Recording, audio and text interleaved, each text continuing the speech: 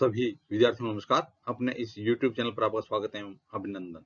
हाँ तो विद्यार्थियों, आज की हमारी कक्षा रहेगी 12th और विषय रहेगा राजनीति विज्ञान। तो आज हम राजनीति विज्ञान कक्षा 12th से देखेंगे दो ध्रुवीयता नामक पाठ के वस्तुनिष्ठ प्रश्नोत्तर। तो शुरू करते हैं विद्यार्थियों आज का वीडियो।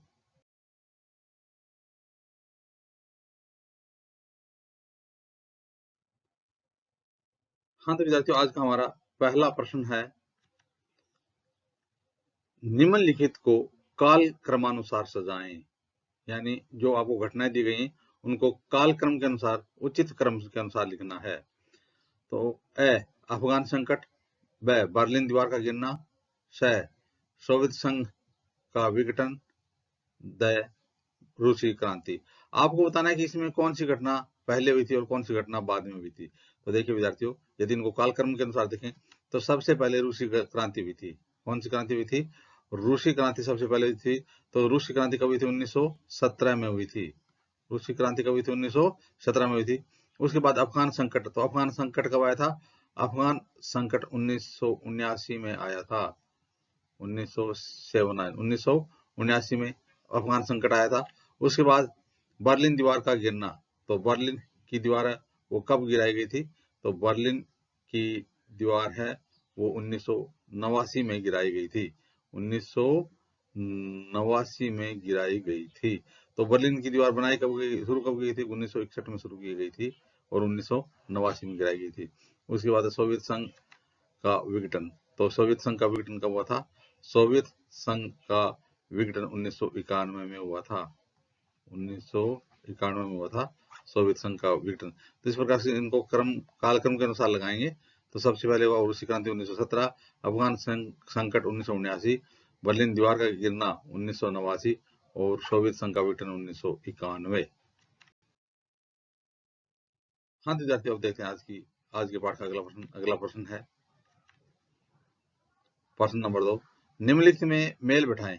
तो मेल बिठाना है। तो देखिए, मिखाइल गोर्बाचोव किससे संबंधित है? यहाँ पर दे रखा सोवियत संघ के उत्तराधिकारी। दूसरा है शॉक थेरेपी किससे संबंधित है? सामने देख रहा है सैन्य समझौता। रूस किससे संबंधित है? सुधारों की शुरुआत।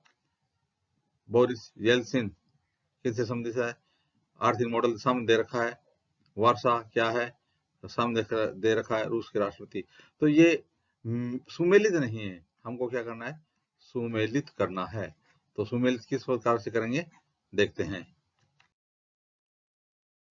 हाँ विद्यार्थी, सुमेलित करने पर मिखाइल गोर्बाचेव किससे संबंधित है? सुधारों की शुरुआत से संबंधित है मिखाइल गोर्बाचेव।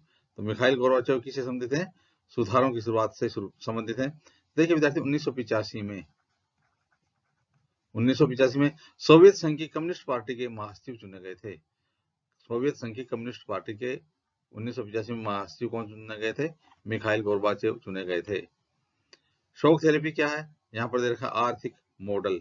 शॉक थेरेपी क्या है? आर्थिक मॉडल। तो देखिए विद्यार्थियों, शॉक थेरेपी का अर्थ होता है आघात पहुंचाकर उपचार करना। तो शॉक थेरेपी साम्यवादी देशों के द्वारा कब अपनाई गई? 1990 में अपनाई गई। तो साम्यवादी देशों के द्वारा शॉक थेरेपी कब अपनाई गई? 1990 में अपनाई गई। यह एक शॉक थेरेपी क्या है? एक आर्थिक मॉडल है। आगे देखिए रूस। तो रूस किससे संबंधित है? सोवियत संघ का उत्तराधिकारी। जब सोवियत संघ का विघटन हुआ तो सोवियत संघ का उत्तराधिकारी किसे माना गया? रूस को सोवियत संघ का उत्तराधिकारी माना गया। बोरिस येल्सिन किससे संबंधित है? रूस के राष्ट्रपति। बोरिस येल्सिन किससे संबंधित है? रूस के राष्ट्रपति।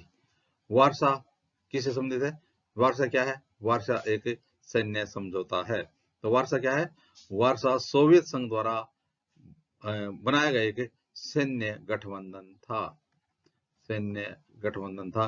किसके द्वारा बनाया गया? सोवियत संघ यानी साम्यवादी जो देश थे उनके अगुवाई में बनाया गया, या सोवियत संघ की तरफ से बनाया गया एक सैन्य गठबंधन था जिसका नाम रखा गया वार्सा। तो देखिए विद्यार्थी, वार्सा सोवियत संघ के नेतृत्व में बना। तो इसी प्रकार से नाटो पश्चिमी यूरोप पर आक्रमण के समय अवरोधक की भूमिका निभाने के लिए अमेरिका की अगुवाई में तैयार किया गया संगठन था नाटो। हाँ तो विद्यार्थियों, अब देखते हैं आज के पाठ का अगला प्रश्न। अगला प्रश्न है, रिक्त स्थानों की पूर्ति करो। तो रिक्त स्थानों की पूर्ति करनी है। सबसे पहले दे रखा है, सोवियत राजनीतिक प्रणाली खालिस्तान की विचारधारा पर आधारित थी। तो सोवियत राजनीतिक प्रणाली है वो किस विचारधारा पर आधारित थी? तो समाजवाद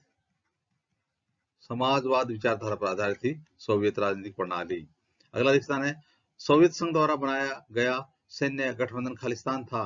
तो हमने पिछले प्रश्न में भी देखा था। तो सोवियत संघ के द्वारा बनाया गया सैन्य गठबंधन कौन सा था? वारसा संगठन, वारसा पैक्ट था। और इसके विरोध में जो अमेरिका की अगुवाई में नाटो संगठन है उसका गठन किया गया था। हाँ तो विद्यार्थियों, आज का अगला रिक्त स्थान है, खालिस्तान पार्टी का सोवियत राजनीतिक व्यवस्था पर दबदबा था। खालिस्तान पार्टी का सोवियत राजनीतिक व्यवस्था पर दबदबा था। तो किस पार्टी का सोवियत राजनीतिक व्यवस्था पर दबदबा था? तो हो जाएगा कम्युनिस्ट पार्टी। कौन सी पार्टी? कम्युनिस्ट पार्टी का सोवियत राजनीतिक व्यवस्था पर दबदबा था। अगला रिक्त स्थान है, खालिस्तान ने 1985 में सोवियत संघ के सुधारों की शुरुआत की थी। तो सोवियत संघ में 1985 में जो सुधारों की शुरुआत है वो किसके द्वारा की गई थी? पीछे भी आ चुका है, मिखाइल गोर्बाचेव। किसके द्वारा? मिखाइल गोर्बाचेव के द्वारा।